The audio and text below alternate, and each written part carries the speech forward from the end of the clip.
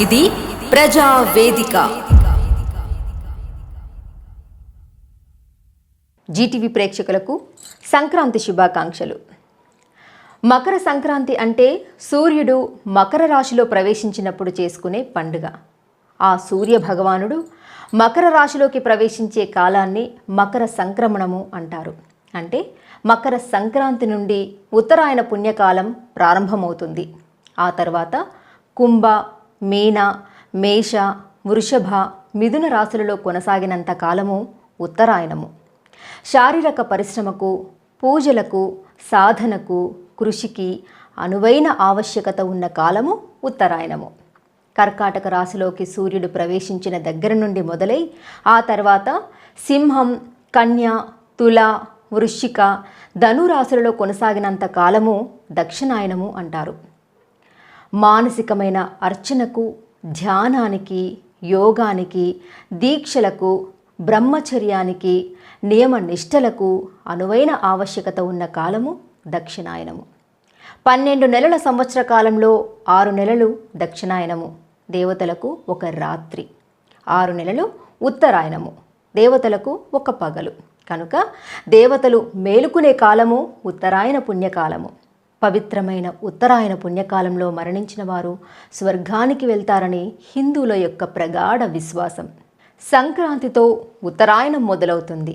అంచేత భారతంలో స్వచ్ఛంద మరణం కలిగిన భీష్మాచార్యుడు సంక్రాంతి పర్వదినం వరకు ఆగి ఉత్తరాయణంలో రథసప్తమి అంటే మాఘశుద్ధ సప్తమి నాడు ప్రారంభించి తన పంచ ప్రాణాలను రోజునకు ఒక్కొక్క ప్రాణం చొప్పున వదులుతూ చివరకు భీష్మ ఏకాదశి అంటే మాఘశుద్ధ ఏకాదశి నాడు 5వ ప్రాణాన్ని కూడా వదిలి తనువు చాలించాడు మహాభారతంలోని మహానుభావుడైన భీష్ముడు. ఆది శంకరాచార్యులు ఈ రోజునే సన్యాసం పుచ్చుకున్నారు. అలాగే పుష్యమాసంలో వైష్ణవ భక్తులు ధనుర్మాస వ్రతాన్ని ఆచరించి సంక్రాంతి పండుగ రోజున గోదా కళ్యాణం జరిపి తమ వ్రతాన్ని పరిసమాప్తి గావించి తరిస్తారు. సంక్రాంతి లేదా సంక్రమణం అంటే చేరుట అని అర్థం. జయసింహ కల్పధ్రువం అనే గ్రంథంలో సంక్రాంతిని ఇలా నిర్వచించారు. తత్ర మేషాదీషు 12 రాశి క్రమణేషు సంచరత సూర్యస్య పూర్వష్మాద్రాశి ఉత్తర రాశౌ సంక్రమణ ప్రవేశ సంక్రాంతి. మేషం మొదలైన 12 రాశులలో సంచరించే సూర్యుడు ముందున్న రాశి నుండి తర్వాతి రాశిలోనికి ప్రవేశించడమే సంక్రాంతి. సూర్యుని చలనంలో అంటే రథయాత్రలో ఘట్టాలు 4. అవి మేష, తుల, కర్కాటక, మకర సంక్రమణాలు. వీటిలో మకర సంక్రమణాన్ని సంక్రాంతి పండుగగా వ్యవహరిస్తారు. మార్గశిరం పూర్తి కాగానే ఉత్తరాయణం మొదలవుతుంది. ఈ మకర సంక్రాంతి రోజు దాన ధర్మాలు చేస్తే ఎంతో మంచిది. ఉత్తరాయణ పుణ్యకాలమైన సంక్రాంతి రోజున చేయు ఏ దానమైనా శ్రేష్టమైనదని పండితులు చెబుతారు. ధాన్యం, ఫలాలు, విసనకర్ర, వస్త్రం, కాయగూరలు, దుంపలు, నువ్వులు, చెరుకు ఇలా మొదలగున్నవి వారి వారి శక్తి కొలది దానం చేస్తారు. ఇది కాక ఈ కాలమందు చేయు గోదానం వలన స్వర్గవాసం కలుగుతుందని విశ్వసిస్తారు. సంక్రాంతి పండుగ సమయానికి పొలాల నుండి వచ్చే ధాన్యం ఇంటికి చేరుకుంటుంది. చేతికి వచ్చిన పంటను చూసి రైతులు ఆనందంతో చిరునవ్వులు చిందిస్తారు. ఇంటికి చేరిన కొత్త ధాన్యంతో పాలు, బెల్లంతో వండి దేవుడికి నైవేద్యంగా సమర్పిస్తారు. తమిళనాడులో కూడా ఈ సాంప్రదాయం ఆచరణలో ఉంది. అందుకే అక్కడి వారు పొంగలి వండి నైవేద్యంగా సమర్పిస్తారు. దీనిని పొంగల్ అని కూడా పిలుస్తారు.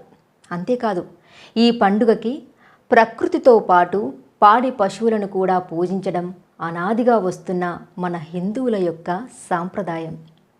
సంక్రాంతి పండుగ అంటేనే భోగి మంటలు, ముగ్గులు, గొబ్బెమ్మలు, హరిదాసు కీర్తనలు, గంగిరెద్దులు, పూజలు, పిండి వంటలు, కోడి పందాలు ఇలా చిన్న పెద్ద కలిసి నింగిలో సంబరంగా ఎగురవేసుకునే రంగురంగుల పతంగులు.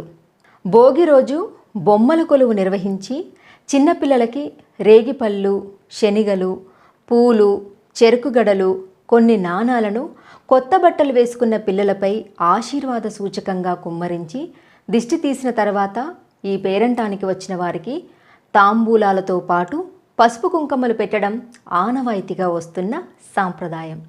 ఇలా భోగి మంటలతో మొదలైన ఈ పండుగ సంక్రాంతి, కనుమ, ముక్కనుమలతో ముగుస్తుంది.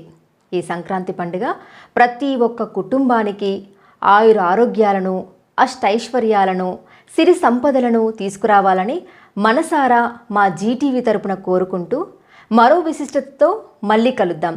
అంతవరకు సెలవు మరి. సర్వే జన సుఖినో భవంతు. ఈ వీడియో కనుక మీకు నచ్చినట్లయితే లైక్ చేయండి, షేర్ చేయండి, సబ్స్క్రైబ్ చేయడం మర్చిపోండి. న్యాయం వైపు నిలబడే గలం గంగా ప్రవాహం. For latest updates subscribe to Zee News. ఇది ప్రజా వేదిక.